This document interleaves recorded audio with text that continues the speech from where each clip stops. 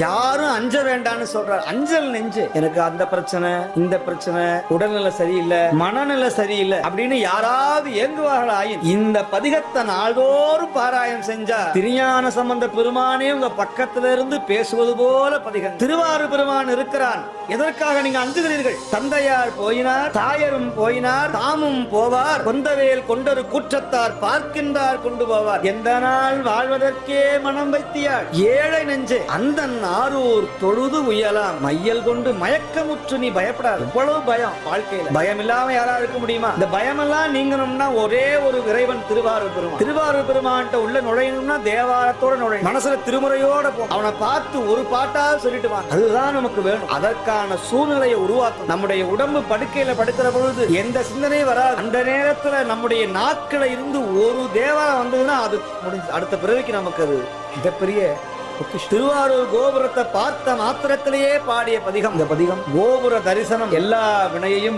அதிலேயும் திருவாரூர் கோபுரம் நம்முடைய ஞானத்தினுடைய வாயிலுக்கு வா என்று அழைக்கிற அற்புதமான ஒரு கோபுரம். இன்னைக்கு திருவாரூர்லயே பிறந்திருப்பார், ஆனா திருவாரூர் பெருமான பார்த்தறிய உள்ள நுழைஞ்சிருக்க மாட்டார். அவருக்கெல்லாம் தவ குறைவுதான். ஆனா நாமெல்லாம் எங்கேயோ பிறந்திருந்தாலும் எப்படியோ வளர்ந்திருந்தாலும் இன்னைக்கு திருவாரூரான்னு சொல்றதுக்கு கேட்கறதுக்கே பல கோடி ஜென்மம் பண்ணிருக்கணும், புண்ணியம் பண்ணிருக்கணும். ஆரூரான்னு வாயில சொல்றதுக்கு தகுதி வேணும். யார் பெறுவார்? சாமானிய எல்லா முனிவர்களும் நனிவாட, எல்லா முனிவர்களும் தேவர்களும் இந்த பெருமான ஒரு முறையாவது காண மாட்டோமா என்று ஏங்கி தவிக்கிற நிலையில் நமக்கு சுவாமி பெருமான் இவ்வளவு தூரம் தயாவான தத்துவன், கருணை வல்ல. இதற்காகவே சிவபெருமான பலமுறை வழிபாடும் வழிபடும். இந்த தேவாரம் மட்டும் இன்னைக்கு இல்ல, திருமுறை இல்ல, திருநீர் கிடையாது, ருத்ராட்சம் இல்ல, சைவ ஆலயங்கள் இல்லைன்னா இன்னைக்கு பல பேர் மனவியாதினால துன்புற்று அடைஞ்சிருப்பாங்க. நம்ம எல்லாம் ஒரு அளவாவது மனிதனாக நிம்மதியோடு வாழறோம்னு சொன்னா அதற்கு முதல் காரணம் திருமுறை. திருமுறையை அன்றி வேற எந்த முறையால் மன நிம்மதியை பெற முடியாது. செல்வம் குறைவா இருக்கலாம், வாய்ப்பு குறைவா இருக்கலாம், நம் மன நிம்மதியோடு வாழ வைக்கக்கூடிய ஒரே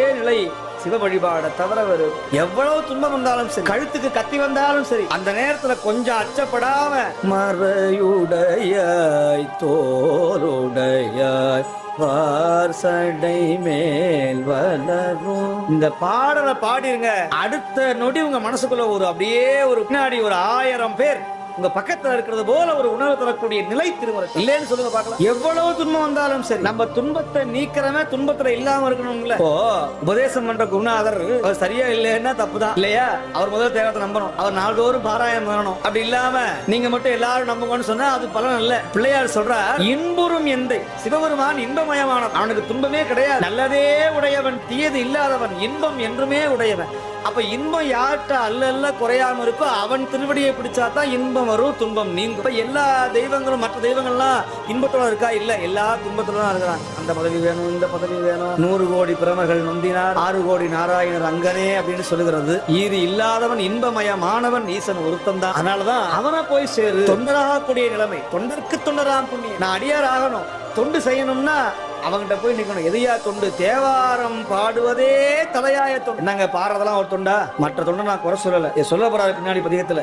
எந்த பணி செய்தாலும் அந்த பணியில திருமுறை இருக்கணும். மிகப்பெரிய தொண்டு திருமுறை பாடு. நீ எந்த பணி செய்யுங்க, பூ கட்டுங்க, உழவார பணி செய்யுங்க, அந்த இடத்த தேவாரம் பாட முடியுமா? நம்மளால முடியாது. ஆனா மனம் ஒன்றி பொய்யா பண்ணாலும் பரவாயில்ல. 2 பாட்டு தேவாரம் பாடும்போது வேடிக்கை பார்க்க தோணும், மனசு ஒன்றாது, பரவாயில்லை. ஆனா நிச்சயமாக 4வது பாடல்ல மனம் ஒன்றி உங்களுடைய கண்ணுல ஓரத்துல ஒரு சின்ன நீர் கசிவு ஏற்படும் பாருங்க, அப்ப பெருமான் உள்ள நுழைஞ்சிட்டான்னு அர்த்தம். அதுதான் அந்த நிலை. நாங்க எத்தனையோ தடவை பாடுறோம், ஒன்னும் உணர்வே வரலையேன்னா அது அவ்வளவுதான், அது அவ்வளவுதான். நீ பாடுறாங்களே எத்தனை பேர் திருநீர் இல்லாம, ருத்ராட்சமே அணியாம, கைத்தட்டுக்காக பாடுறவங்க எத்தனை பேர் இருக்கான். தேவாரத்தை வந்து சபா கச்சேரி மாதிரி ஆக்கிட்டாங்க. முட்டிக்காலுக்கு மேல ஒரே ஒரு வஸ்திரத்தை அணிஞ்சிருப்பாராம், மார்பு நிறைய ருத்ராட்சத்தை அணிஞ்சிருப்பார், உச்சி குடிமை போட்டிருப்பார், உடம்பெல்லாம் திருநீர் பூசி. இவரை பார்த்த ஒண்ணுமே ஒரு பாட்டு பாடினான், நிலை பெருமாறு என்னுதியே நெஞ்சே நீவா. மீனாட்சி சுந்தரம் பிள்ளையை பார்த்து சுப்பையா ஓதுவார் பாடினாராம், வாங்கன்னு கூப்பிடல. நிலை பெருமாறு என்னுதியே நெஞ்சே நீவா. இந்த பதிகத்தை பாடிட்டு நேரா தான் இல்லத்துக்கு அழைச்சிட்டு போகல. உள்ள இருக்கிற ஆதி கும்பேஸ்வர பெருமான் குடமூக்குறையும் கோமகனாருடைய ஆலயத்துக்கு உள்ள அழைச்சிட்டு போய் அவரை தரிசனம் பண்ண வச்சுட்டு பிறகு இல்லத்துக்கு அழைச்சிட்டு வந்தான். இந்த காட்சியை தன்னுடைய சுய வரலாறுல சொல்றான். இன்னைக்கு புலி நகம், கரடி நகம், நெத்தியில ஊதியே கிடையாது, சந்தனமும் குங்குமத்தையும் வச்சுக்கிட்டு எப்படியோ போச்சு. மற்றவங்க திருநீர் பூச மாட்டாங்க, ருத்ராகம் தெரிவிக்க மாட்டாங்க. திருநீர் ருத்ராட்சமும் எம்பெருமான் நீர், எம்பெருமான் அணிந்திருக்கிற ருத்ராட்சம் அதை விரும்பி அணியணும். திருநீரை சிவசிவான்னு நெத்தி நிறைய பூசணும். வியாதிகள் நீங்க வேண்டும் என்பவர்களுக்கு, தொல்லையெல்லாம் போகணும், சபையில மரியாதை கிடைக்கும், உத்தியோகம் பெருசா வரணும், நான் வாழ்க்கையில உயரணும் நினைக்கிறவங்க நெத்தி நிறைய சிவசிவான்னு சொல்லி திருநீரை பூசும். ருத்ராகத்தை உடம்பெல்லாம் தரித்துக் கொள்ளுங்க. நாவில நமசிவாயத்தை சொல்லிட்டே இருங்க, நன்மையே வந்து அடையும். அப்பேற்பட்ட பதிகம் இந்த அந்தனாரு தேவாரம்.